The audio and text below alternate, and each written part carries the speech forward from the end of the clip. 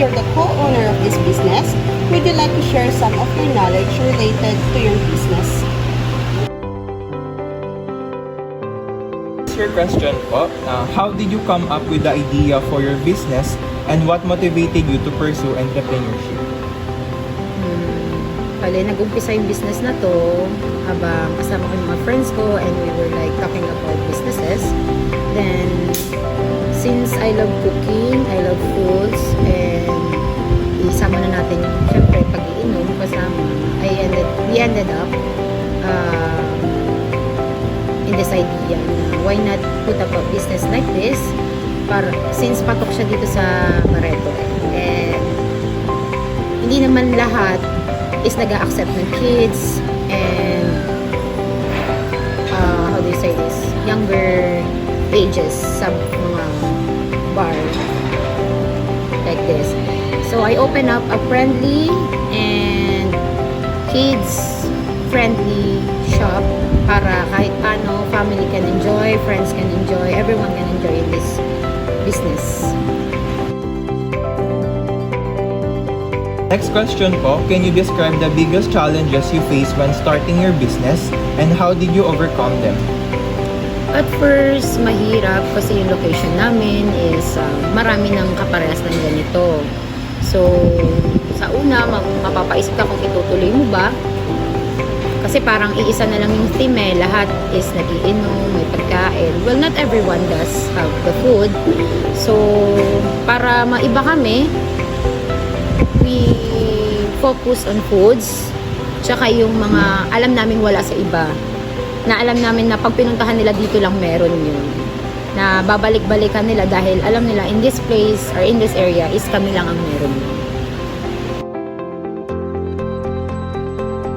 Next question po, what key skills or qualities do you believe are essential for a successful entrepreneur? Unang-una, patience. Kailangan mahaba ang pasensya mo. Kasi not every time marami kang tao. Not every time mataas ang sales. And secondly is yung pakikisama mo sa mga empleyado. Siyempre, hindi naman lahat yan susunod sa'yo. Hindi lahat re-respetuhin yung desisyon mo. Meron silang negative thoughts, meron silang negative mind sa ibang desisyon mo bilang amo. So, kailangan mahaba ang pasensya mo at dapat tatagan mo yung sarili mo sa ganitong negosyo, especially sa pakikisama mo sa mga tao. Next question po, how do you stay informed about industry trends and changes to adapt your business strategies accordingly? Mainly talaga social media. Kasi lahat naman is, alam naman natin, bata matanda naka-cellphone na. So, lahat doon nila tinitignan kung saan ang patok na pupuntahan nila. So, you have to boost especially your commercials para kahit paano, kahit saang parte ng Pilipinas, lalabas yung commercial ng business.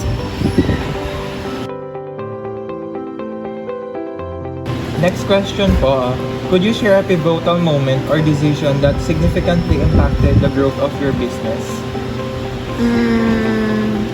Mainly siguro nung nag-invest kami talaga sa craft.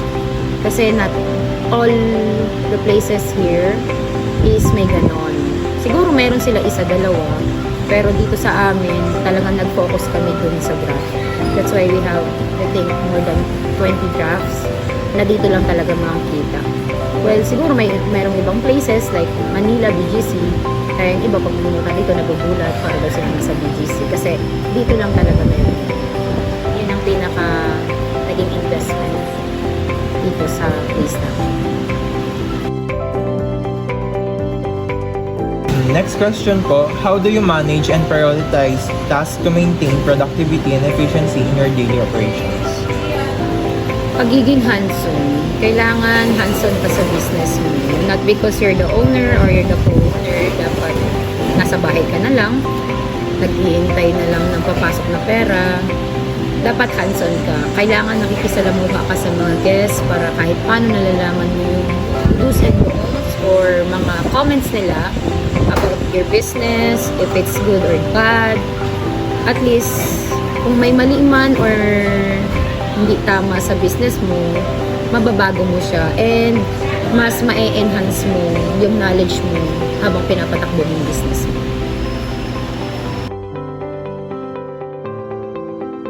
Okay, next question po. What role does innovation play in your business and how do you foster a culture of creativity within your team? Innovation. I bring my team sa iba-ibang lugar and we try to adapt some things na ginagawa nila doon para ma-improve namin and ma-apply namin dito sa business.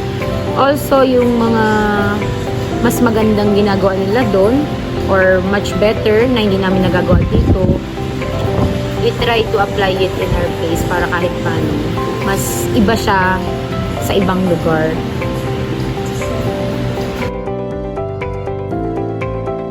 Next question, can you discuss your approach to risk-taking and how it has influenced your business decisions? Unang-una yung place. Napaka-risky niya kasi medyo nasa looban siya. Wala siya sa street side. And pangalawa is marami ng ganitong lugar dito. So we invested sa place. Kahit tago siya, alam namin pupuntahan siya dahil hindi lahat ng places dito has the same ambience that we have. So, pinaka nagustuhan ng mga guests namin dito is the ambience itself. So, doon kami talagang nag-invest. Next question po, how do you handle failure or setbacks and what have you learned from those experiences? Failures, mahirap. Kasi doon ka nawawalan ng pag-asa na parang, ito na ba yun? Hanggang dito na lang ba? Or susuan na ba? Pero syempre, mag-iisip ka ng way. Siguro nagka-failures kami sa mga unang foods. So, we decided to put pizza.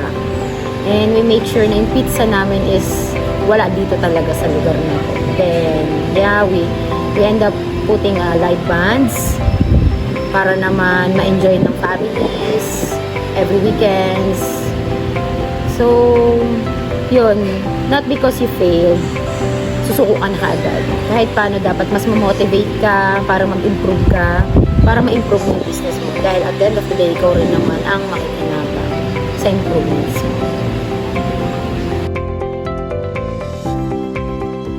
Last question po, ma'am. What advice would you give to aspiring entrepreneurs based on your own journey and lessons learned? Yun nga, unang-una, pag-isipan nyo kung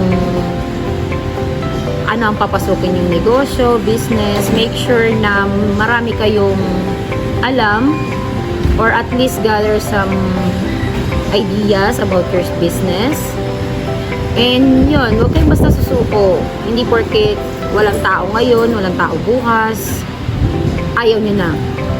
Tuloy nyo lang kahit anong dagok yan, kahit anong failure yan. Subukan nyo in any ways, find a way para mag-boom yung business nyo. Huwag kayong basta susuko. Tapangan nyo, tatagan nyo yung sarili nyo. Kasi pinasok nyo na yan, sasayangin nyo pa ba? Thank you so much for your time, and it was a pleasure for us to have your ideas and insight when it comes to your business. It was my pleasure.